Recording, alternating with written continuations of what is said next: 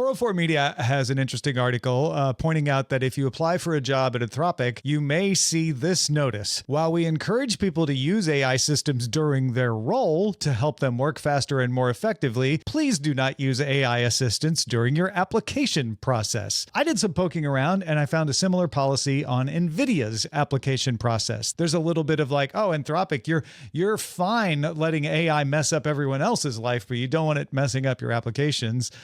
Is that where we stand? Where do you guys feel about this? I've seen it more and more in this, a buyer's market for employers, that if you are the prospective employee, then, some people have come to just sort of brute force this system and just figure out a way to just get emails in ASAP as soon as they're listed on LinkedIn, and be less than discriminatory when it comes to where you would go, because all you do is want a job. I mean, I think what I'm more interested in here is this the Schadenfreude element that AI is having, because I find it interesting that this is just sort of like one of the spoils of this technology being on top, much like Mac versus PC, much like Apple versus Android or iOS versus Android.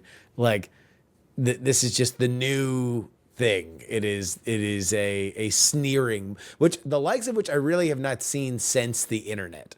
Like the internet itself, that was like you got a lot of like, oh, beep, pop, boop, whatever, nerd kind of element. And that's You did. I totally know what you mean. In fact, there was an article, I'm trying to see if I can put my finger on it real quick, pointing out that adoption of AI has moved much faster than adoption of the internet. Forget the internet, the advance of the web.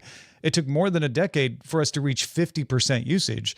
We're already at 40% usage of AI stuff. And it's really only been in public consciousness for 2 years.